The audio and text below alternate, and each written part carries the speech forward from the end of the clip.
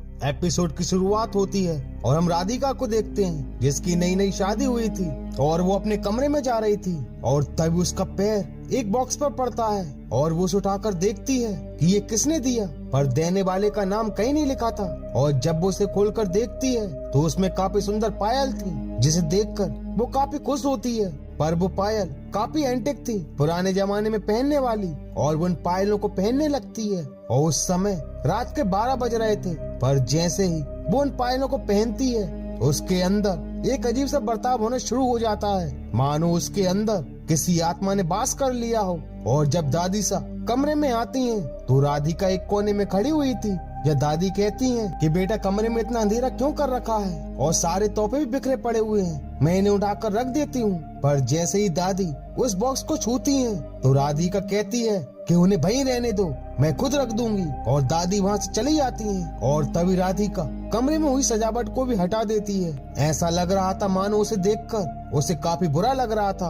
और जब अभिषेक कमरे में आता है तो राधिका अभी भी चुपचाप खड़ी थी और वो अभिषेक को दूध देती है। पर अभिषेक जैसे ही दूध पीता है उसे नींद आ जाती है और वो सो जाता है। और फिर राधिका घर से निकलकर एक सुनसान हाईवे पर पहुंच जाती है और एक गाड़ी को रोककर कहती है कि बाबूजी मुझे थोड़ी दूर तक छोड़ दीजिए, मुझे पता नहीं कि मैं कहाँ आ गई। और वो गाड़ी में बैठ जाती है जहाँ वो कपल एक दूसरे से रोमांटिक बातें करने लगते हैं। पर तभी उन्हें राधिका का भयानक चेहरा नजर आता है और उनकी गाड़ी एक पेड़ से टकरा जाती है। औरत की तो वही मौत हो जाती है और राधिका उस आदमी को निकालकर कहती है घड़ी जवानी चढ़ रही थी न थारे को, एक औरत की इज्जत न करना तो थारा जन्म से अधिकार हो गया है। और राधिका अपनी पायल निकालकर उस आदमी को जान से मार डालती है और उसे मारकर राधिका काफी खुश हो रही थी। और तभी हमें राधिका के अंदर की वो आत्मा भी दिखाई देती है। पर वो आत्मा कौन है और वो ये सब क्यों कर रही है इसका पता आपको आगे लगेगा।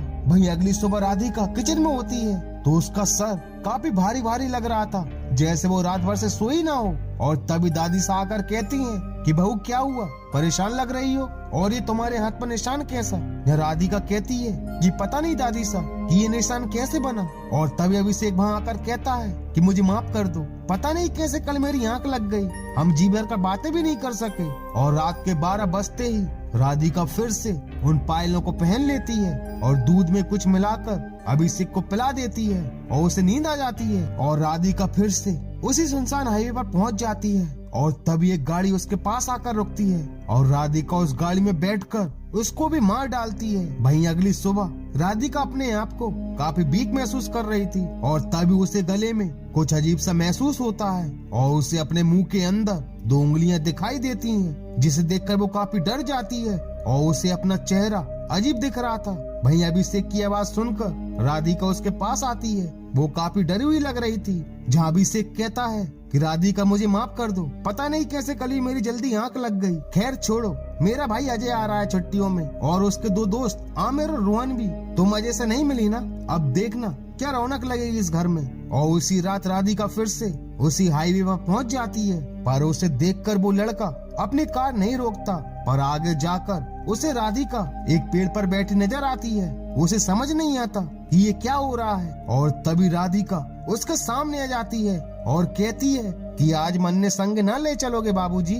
और तभी वो कार में बैठ जाती है, जिसे देखकर वो लड़का भागता है, पर राधिका अपनी पायल निकालकर उसे भी जान से मार डालती है और वो आत्मा काफी खुश हो रही थी। वहीं अगली सुबह अभिषेक को अपना सर काफी भारी भारी लग रहा था और वो सोचता है कि मैं रात को इतनी जल्दी क्यों सो जाता हूँ, पहले तो ऐसा कभी नहीं हुआ। और जब उसकी नजर पेपर में छपी उस खबर पर पड़ती है कि हाईवे पर एक और खून हो गया, अपराधी अभी भी फरार है, तो वो ये देखकर हैरान हो जाता है कि ये तो अजय का दोस्त रोहन है। और जब अजय को इसके बारे में पता चलेगा तो वो काफी टूट जाएगा। और अभिषेक रोहन के घर जाने के लिए जैसे अलमारी से कपड़े निकालता है तो उसके हाथ में राधिका की चुनरी आ जाती है और उसमें फंसा हुआ एक लॉकेट। पर वो उस लॉकेट को देखकर हैरान और परेशान हो जाता है कि ये तो रोहन का है जो फोटो में छपा था। उसे समझ नहीं आता कि ये लॉकेट राधिका की चुनरी में कैसे फंसा और वो ये सारी बातें अपनी दादी को बताता है। जब दादी भी कहती है कि राधिका का बर्ताव दिन ब दिन बिगड़ता जा रहा है। वो दिन में तो ठीक रहती है पर रात होते ही उसका बर्ताव बदल जाता है। पर मुझे लगता है कि राधिका में कोई कमी नहीं है पर कुछ तो है और तुझे इसका पता लगाना होगा। और उसी रात जब राधिका अभिषेक को दूध देती है तो अभिषेक दूध पीने का नाटक करता है और नींद आने का नाटक करता है और उसके सोते ही राधिका दुल्हन के रूप में तैयार होकर रात 12 बजे फिर से उसी हाईवे पर निकल जाती है। और इस बार उसका शिकार अजय का दोस्त आमिर था, जो अजय से रोहन की मौत के बारे में बात कर रहा था और कह रहा था कि उस हाईवे से गुजरना खतरे से खाली नहीं है। पर अचानक से आमिर भी उसी हाईवे पर पहुंच जाता है और उसकी गाड़ी खराब हो जाती है। और जब वो बाहर निकलता है तो उसे काफी डर लग रहा था और तभी वो देखता है कि टायर पंचर हो गया है और वो स्टेपनी निकालकर टायर बदलने लगता है। पर तभी उसे डिग्गी खटखटाने की आवाज आती है और डरते हुए जैसे ही वो डिग्गी खोलता है तो उसमें एक लाश पड़ी थी जो उसी आत्मा की थी। और तभी राधिका अपनी पायल निकालकर आमिर को भी मार डालती है। और ये सब अभिषेक ने भी देख लिया था और वो वहाँ से भागता है और कमरे में जाकर सो जाता है। और अगली सुबह अभिषेक ये सारी बातें अपनी दादी को बताता है और कहता है कि दादी साहब मुझसे और नहीं झेला जा रहा। राधिका एक के बाद एक लोगों को मारती जा रही है। यह दादी कहती है कि मुझे लगता है कि राधिका के ऊपर किसी भूत प्रेत का साया है, हमें जल्दी गुरुजी से बात करनी होगी। और दोनों गुरुजी से बात करने के लिए निकल जाते हैं। वहीं अब रात हो चुकी थी और अजय घर आ जाता है। जो राधिका कहती है कि देवर जी आप तो कल आने वाले थे पर आज अचानक। जहाँ अजय कहता है कि भाभी मैं सभी को सरप्राइज देना चाहता था इसलिए गलत डेट बताई।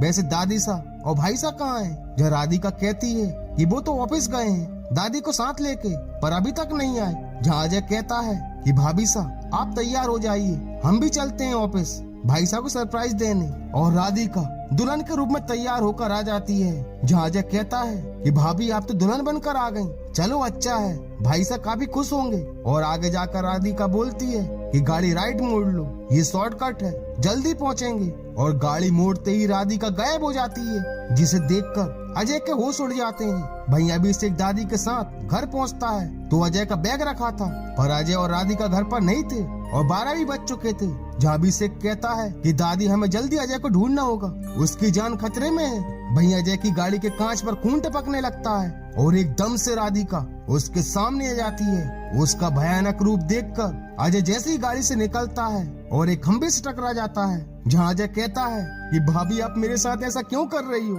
जहाँ राधिका कहती है कि क्या हुआ देवर साहब, आज इतना क्यों घबरा रहे हो? उस दिन तो बड़े शेर बन रहे थे। पर अजय को कुछ समझ नहीं आता कि राधिका क्या बोल रही है। वहीं ढूंढते ढूंढते अभिषेक को अजय की कार दिखती है और वो उसे आसपास ढूंढने लगते हैं। जब दादी कहती हैं कि हमें गुरुजी को भी यहाँ पर बुला लेना चाहिए। वहीं राधिका जैसे ही अजय को मारने वाली होती है कि तभी अजय और दादी भी पहुँच जाते हैं, जो राधिका को समझाते हैं कि अजय को मत मारो, वो तुम्हारा देवर है। पर राधिका कहती है कि आज ये नहीं बचेगा। जहाँ दादी कहती है कि आखिर तुम अजय को क्यों मारना चाहती हो? जहाँ वो कहती है कि खुद पूछ लो अपने मासूम छोरे से।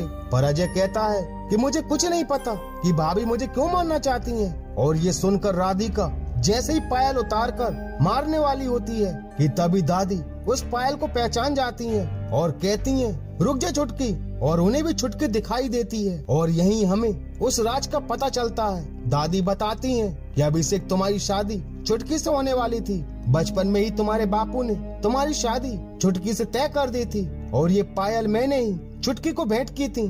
पर वक्त के साथ तुम्हारे बापू शहर में आकर बस गए और समय के साथ सोच बदल गई। तुम्हारे बापू ने ये रिश्ता तोड़ दिया। उस समय तुम लोग 10-12 साल के थे, इसलिए तुम्हें याद नहीं। पर तभी छुटकी कहती है कि ये कहानी अधूरी है। उसके बाद मेरे माता पिता एक दुर्घटना में मारे गए और मैं अपने चाचा चाची पर बोझ बन गई। मुझसे घर के सारे काम करवाते और एक दिन पैसों के लालच में उन्होंने मुझे बेच दिया। और आप जानते हो खरीदने वाला कौन था?